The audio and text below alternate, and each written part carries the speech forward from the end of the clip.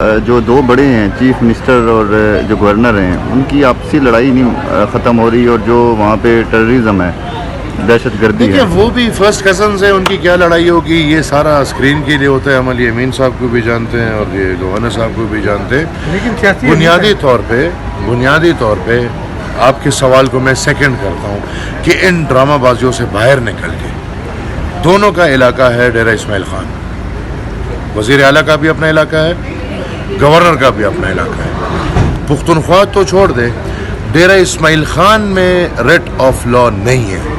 ڈیرہ اسماعیل خان میں حکومتی ریٹ نہیں ہے. میں اس کو چیلنج کرنے کو تیار ہوں. شام کے بعد باقاعدہ ہمارے جنوبی اضلاع جتنے بھی ہیں, ڈی آئی خان تو میں نے بولا, لیکن کوہاٹ سے لے کے ڈی آئی خان تک, وزیرستان, لکی مروت, ٹانگ, یہ سب باقاعدہ ادھر ٹریفک کا نظام دہشت گرد چلاتے ہیں, ادھر روڈ کا نظام دہشت گرد چلاتے ہیں, ادھر چیک پوسٹیں شام کے بعد دہشت گردوں کی ہوتی ہیں, ادھر پولیس شام کے بعد باہر تانوں سے نہیں نکلتی.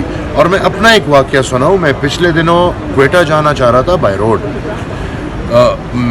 آئی جی کو پتہ چلا, آئی جی نے مجھے فون کر کے روکا ہے کہ بھائی آپ کو میں کلیئرنس نہیں دیتا کہ آپ جہاں پہ میں ایک مثال بوم پروف گاڑی میں کانوے کے ساتھ مجھے اجازت وہ نہیں دے سکے کہ میں وہاں سے گزروں, تو وہ اس صوبے میں وہ عام لوگوں کی کیا حالت ہوگی. لہذا میں سمجھتا ہوں کہ پختونخوا اس وقت حکومتی ریٹ پاکستان کھو رہا ہے اور ہمیں اس میں بھی سنجیدگی چاہیے.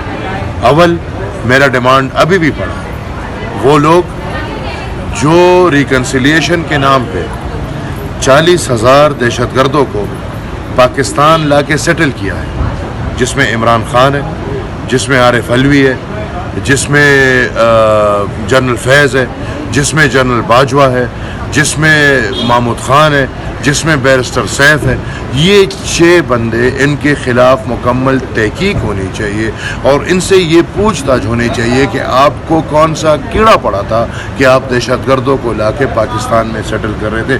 نمبر 2, ان دہشت گردوں کے ساتھ آپ کا کیا معاہدہ ہوا ہے. نمبر 3, یہ دہشت گرد ادھر اگر زندگی گزار رہے ہیں تو کیا آئین اور قانون کے مطابق گزار رہے ہیں کہ نہیں. ان کو ادھر لایا ہی اس لیے گیا ہے کہ وہ پی ٹی آئی کو حکومت دے پختونخوا میں اور پختونخوا کو پھر ایک جنگ کا میدان بنایا جائے. لہٰذا میں نے آپریشن کی بھی مخالفت اس لیے کی کہ یہ سب ڈرامے ہیں. حکومت سنجیدگی سے پہلے جتنے 50 سال قوم پہ کام کیے, یہ پاکستانی قوم 10% ہتھیار کے طالب ہے, 80% ذہنی طالب ہے.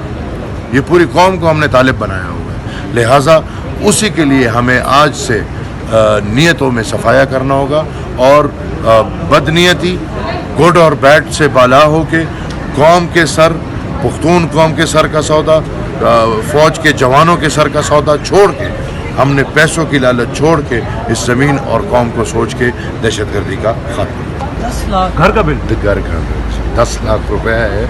اب کیا کریں, کیسے ادا ہوگا سر؟ یہ تو آپ کے لیے بس کچھ بیچ پوچھ کے ادا کریں گے. کیا کریں گے یار, ادا تو کرنا ہے وہی, تو کیا کریں گے. حقیقتاً اس ملک کا آج کا سب سے بڑا مسئلہ جو ہے وہ بجلی اور بجلی کے جو پرائسز ہیں, اور پورے ملک کے ہر باشندے کو پتہ ہے کہ ہمارے جتنے بھی لیڈرشپ ہیں, وہ پاکستان مسلم لیگ کی ہو, وہ پاکستان پیپلز پارٹی کی ہو, وہ پاکستان تحریک انصاف کی ہو, اور پھر وہ لوگ جو ہمارے ملک کو تاریخی طور پہ چلا رہے ہیں اور جو فیصلہ کن لوگ, یہ ان سب کا ملا ہوا ایک تحفہ ہے جو اس قوم کو دیا گیا ہے.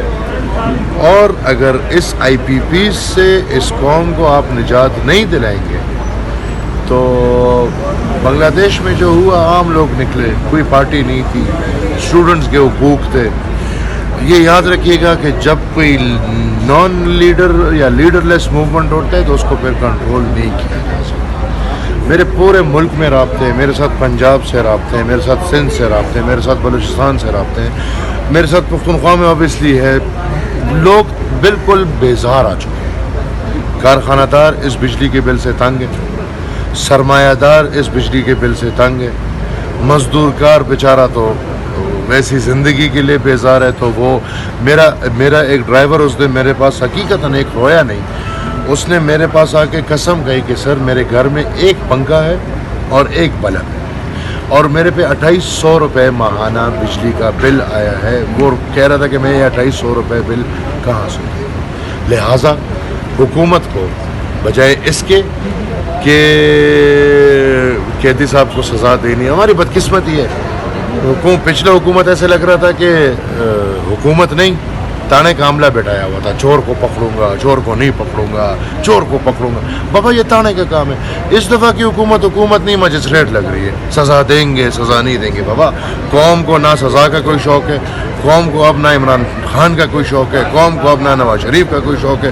कौम को अपने मसाइल का हल के लिए रास्ते ढूंढने हैं, और इस हुकूमत समेत ये जो पूरा निज़ाम है, इसको होश के नाखून लेने चाहिए, क्योंकि पाकिस्तान एक स्पेशल सिचुएशन रखता है और फिर निज़ाम। अहमद वली खान साहब, आपका एक बड़ा